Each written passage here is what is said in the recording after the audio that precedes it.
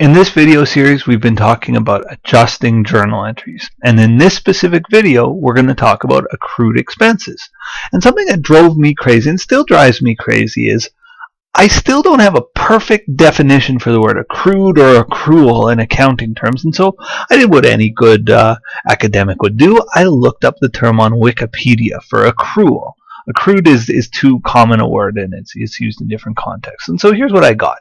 Accrual. Accumulation of something is, in finance, adding together of interest or different investments over a period of time. It holds specific meanings in accounting. Aha, this should be interesting. Where it can refer to accounts on a balance sheet that represent liabilities and non-cash-based assets used in accrual-based accounting. These types of accounts include, among others, accounts payable, accounts receivable, goodwill, deferred tax liability, and future income tax expense.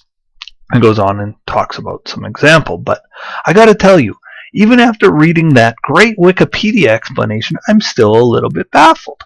And so, when I read textbook definitions and things like that, I'm never satisfied. And so I'm going to give you a very baseline definition in my own words. And, don't hold a gun to my head if this isn't a perfect definition, but it works for adjusting journal entries in at least introductory accounting. And I think we can complicate it further as you get further on in accounting. But when I think of an accrual, I think of something that's built up over time, but the money hasn't changed hands yet. So when I think of an accrued expense, I think, okay, there's an expense that's been building up, but I haven't paid the bill yet. When we talk about accrued revenues in a few moments, or actually in the next video, we're going to say, oh, that's a revenue that I've been earning, but I haven't received the money yet. So again, when I think about accruals, at least in this context, I think of it's built up over time, but the money hasn't changed hands. And those are the crucial aspects here. Again, I think a pro accountant may look at this and kind of want to shoot me in the head. So I hope I'm at least reasonably close. And if you are a pro accountant, you can set me straight. But for our purposes, I think that's a reasonable enough definition. So here's an example of an accrued expense, and let's work through the problem. So again, I'm thinking expenses that are building, but I haven't paid for them yet. ABC company has a 5-day work week, and it pays salaries of $15,000 every Friday. The company's fiscal year end falls on a Wednesday, on May 31st. It says record the journal entry to adjust for unpaid salaries at year end. So we're going to do a journal entry on May 31st, so I'll just date that. But I got to figure out what to do here. And we've got to say, okay, we've got salaries. That's an expense. That's a cost. That's built up over time, but we haven't paid it yet. And sure enough, it's, our year end is Wednesday. We're going to pay it on Friday. So, yeah, that seems to fit the bill of an accrued expense, at least my maybe weak definition of it. So, the first thing we got to figure out is how much do we owe them on Wednesday? And I guess before that, we've got to figure out what's a 5-day work week. It says ABC company has a 5-day work week and pays its salaries every Friday. Well, I would assume if it has a 5-day work week, those 5 days in question are Monday, Tuesday, Wednesday, Thursday, and Friday. That would be my assumption of a 5-day work week, and it doesn't seem to indicate anything else. That's the most common sort of banker's days of work. And it's going to pay these guys $15,000 on Friday. We're going to pay our employees. So today, our fiscal year end falls on a Wednesday. We got to figure out how much do we owe them on Wednesday. In the absence of other information, we're going to assume that we pay at a pretty steady rate here, and we've got to say, okay, well, how much is one day's work worth? Well, if it's $15,000 every Friday, and we're paying them for 5 days' work, it's 15,000 over 5. It means they're earning $3,000 per day. So 3,000 for Monday, 3 for Tuesday. I'll squeeze here, 3 for Wednesday, 3 for Thursday, and 3 for Friday. Now we've got to then say to ourselves, how much have they earned up to Wednesday? Well, I think I've kind of illustrated here. They've earned Monday and Tuesdays for sure, and we assume our fiscal year end happens at the end of day on Wednesday, so they've in fact earned for Wednesday. So our employees have earned $9,000 worth of salaries for which they've not been paid. Our journal entry here is pretty simple. We're going to say, okay, well, what's the expense? Well, it's a salaries expense, So we're going to debit salaries expense for $9,000, and we're going to credit. And this is a tricky one. It's always going to be a payable, and we want to do a payable related to expense. So often it's accounts payable. It might be interest payable. In this case, it's salaries payable.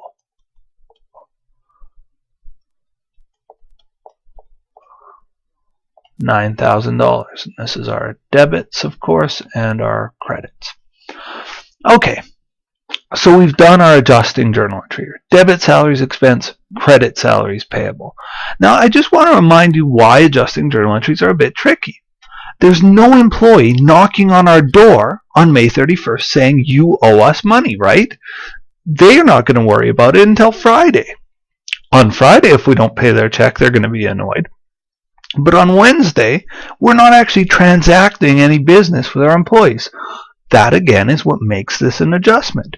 We've just got to know, okay, it's our fiscal year end. Let's figure out how much salary we owe and do the adjustment. So, again, that's why adjusting journal entries are tricky. There's no transaction on the day. We've just got to know how much salary is built up. That's how much we owe.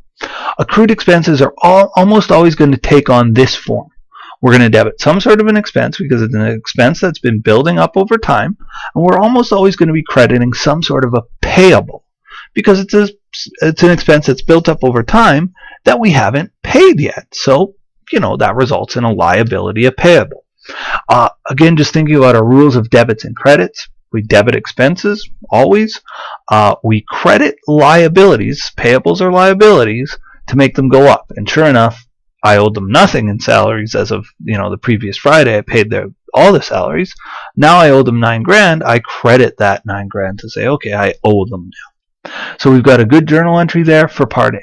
Let's look at Part B. Part B says, record the journal entry required on Friday, June the 2nd. Okay, so it's June 2nd. And I've got to say, well, to pay the salaries. First of all, how much did I pay? Did I pay $9,000? No. Did I pay, $6,000 that I missed there? No.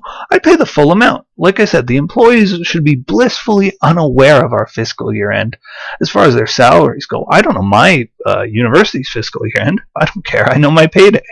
So I'm going to credit cash for just the normal amount. This is just a normal payday for our employees. Behind the scenes in accountant land, though, we've got to say, okay, when I pay them their $15,000, I pay off the salaries payable. Again, to reduce a liability, to make a liability, we credit it. Well, to reduce it, I debit it. I said here I owe my employees $9,000. Now I don't owe them anything. So I debit that liability to reduce it down to nothing. I debit salaries payable. But you can see I'm missing a debit of $6,000, and those astute among you have likely picked up that that's this other $6,000 here. And the issue there is I just haven't recorded that expense yet, but now I will. I'm going to debit salaries expense, and I'm done. Of our entries, this one is an adjustment. This one, not an adjustment. I shouldn't have drawn the arrow from the word adjustment. I'll put a circle there. Whew, saved it. This isn't an adjustment. And how do I know that? Well, this is a normal transaction. I'm paying money. There's something going on here. I'm transacting business with my employees. This is absolutely not an adjustment. The other way I know it's not an adjustment is because cash is involved. We'll talk about what makes an adjustment in our final video in this series just in a little while. That's it for accrued expenses. Again, maybe my weak definition is think of an expense that's built up that hasn't been paid. So in this case, our salaries have built up to Wednesday. We owe our employees $9,000, debit salaries expense, credit salaries payable. Then we went ahead and paid them on our second part of our entry. That's it for this one. Stay tuned for accrued revenues.